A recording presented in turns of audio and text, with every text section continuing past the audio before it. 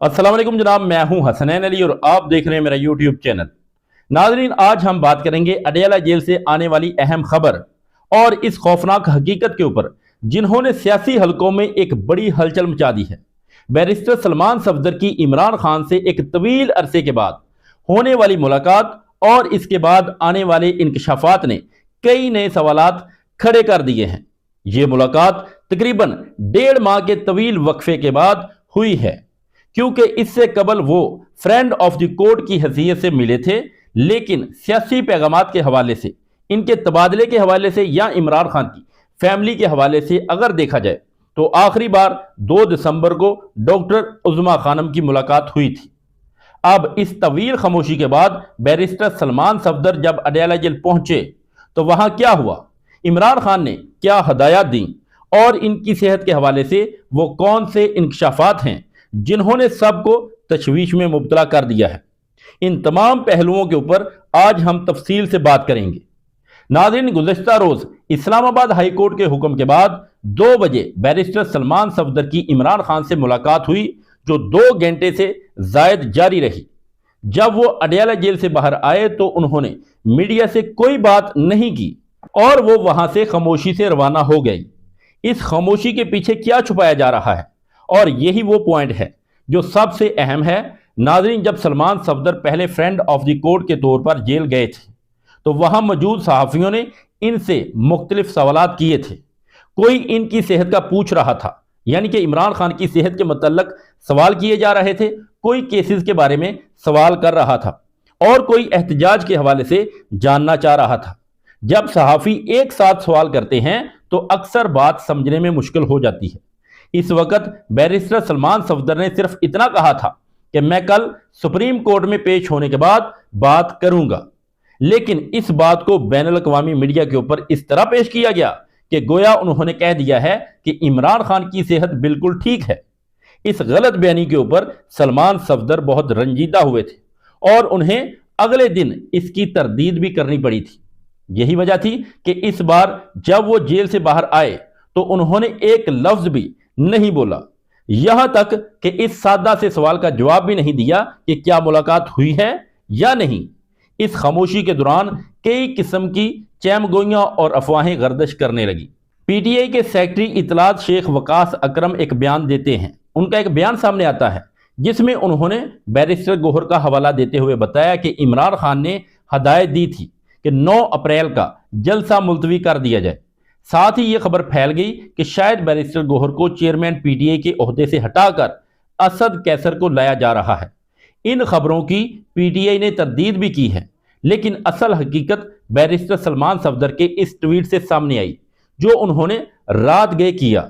दरअसल 190 million pound case की समाअत Islamabad high court में मुकर्रर थी, लेकिन जुड़वा शहरों में छुट्टी की वजह से, यानी कि इस्लामाबाद और पिंडी में छुट्टी की वजह से अदालतें और दफातर बंद थे, इसलिए वो समाअत ना हो सकी।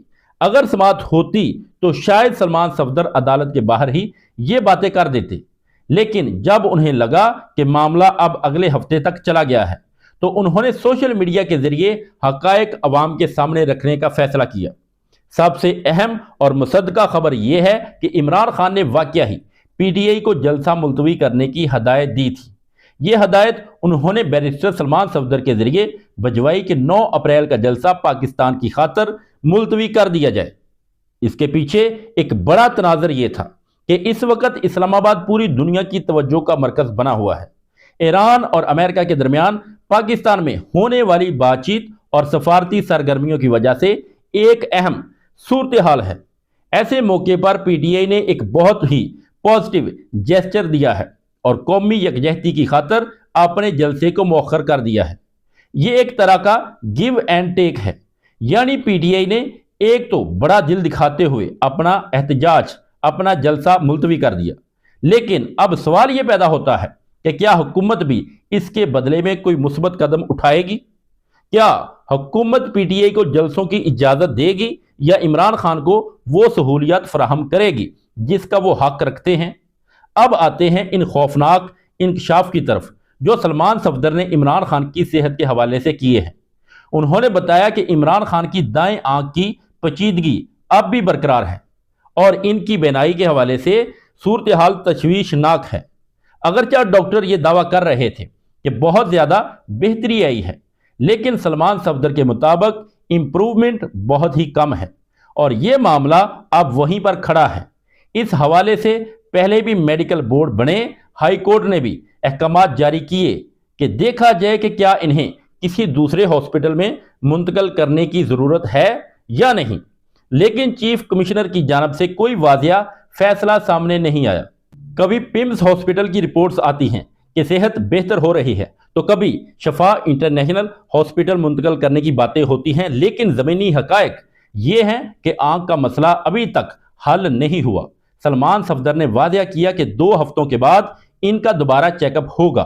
اس سے بھی زیادہ تکلیف دہ بات وہ ہے جو عمران خان اور بشرا بی بی کی جیل میں زندگی کے حوالے سے سامنے آ رہی ہے۔